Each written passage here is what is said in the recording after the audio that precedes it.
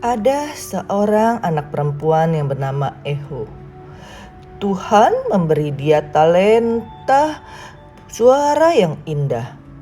Dia senang sekali bercerita dan tidak memberi kesempatan kepada yang lain untuk berbicara. Suatu hari datanglah Ratu Hera.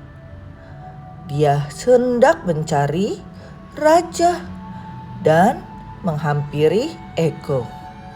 Dia ingin bertanya kepada Echo, tetapi Echo tidak memberi kesempatan kepada ratu untuk berbicara dan bertanya. Dia berbicara terus dan terus.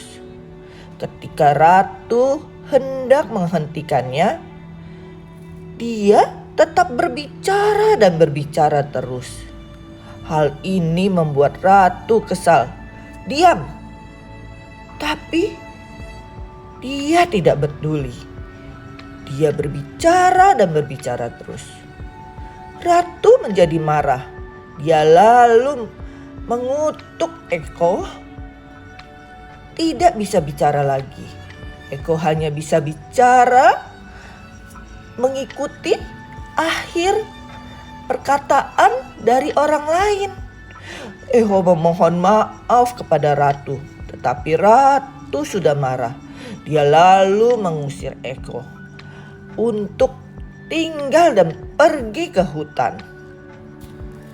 Echo lalu berlari menuju ke hutan dan dia tinggal di sana sendirian.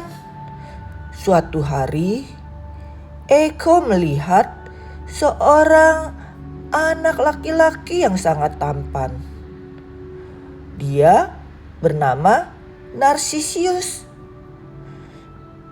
Echo sangat senang karena mempunyai teman.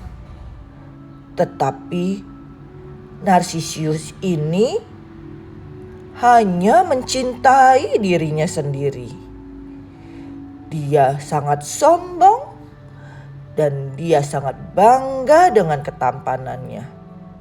Setiap hari dia berjalan di tepi sungai dan memandang wajahnya di air dan memuji dirinya.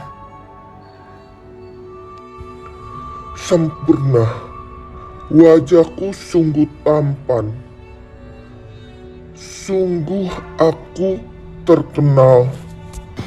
Dia sangat tampan, pikir Echo.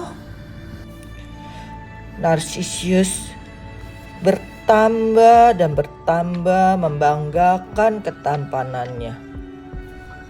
Aku tidak butuh orang lain. Aku pikir aku hanya mencintaimu. Dia berbicara dengan bayangannya sendiri. Tetapi suatu hari ketika dia menyentuh air sungai itu, tiba-tiba bayangannya hilang. Dia sangat kecewa. Dia memanggil-manggil lalu dia masuk ke dalam air sungai itu untuk mencari bayangannya sendiri. Echo sangat sedih.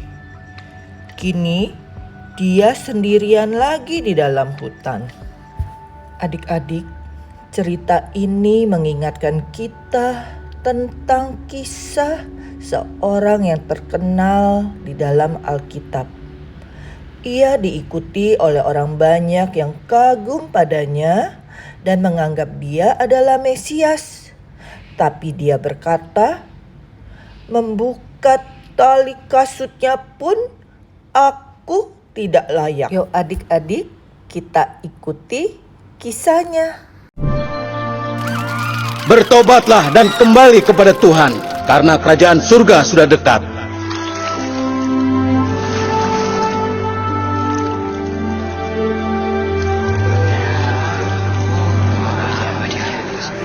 Jadi hasilkan buah yang sesuai dengan pertobatan. Dan jangan mengira kamu dapat berkata dalam hatimu, Abraham adalah bapa kami. Itu omong kosong. Aku beritahu, bahwa Allah dapat menjadikan anak-anak Abraham dari batu-batu ini. Dia pasti Mesias. Beberapa orang berkata kau adalah Mesias. Apa jawabmu? Aku membaptis kamu dengan air sebagai tanda pertobatan. Tapi ia yang datang kemudian daripadaku lebih berkuasa daripadaku, dan aku tidak layak untuk melepaskan kasutnya. Guru, orang yang kau temui di seberang sungai Yordan itu, orang yang Anda kenal sebagai Mesias, ia juga membaptis orang-orang. Dan semua orang pergi kepadanya daripada kepada kita. Kau sendiri tahu apa yang aku katakan. Aku bukan Mesias, tapi aku diutus untuk mendahuluinya. Dan sekarang aku merasa sukacitaku penuh. Tapi guru, Ia harus makin besar, tetapi aku harus makin kecil. Adik-adik, Yohanes Pembaptis sangat dikagumi banyak orang, tetapi dia tidak menjadi sombong. Dia hanya fokus kepada Yesus, bukan kepentingannya sendiri. Bahkan dia berkata, membuka tali kasutnya pun aku tidak layak. Bagaimana dengan adik-adik? Apa persembahan adik-adik buat Tuhan Yesus? Demikianlah firman Tuhan hari ini.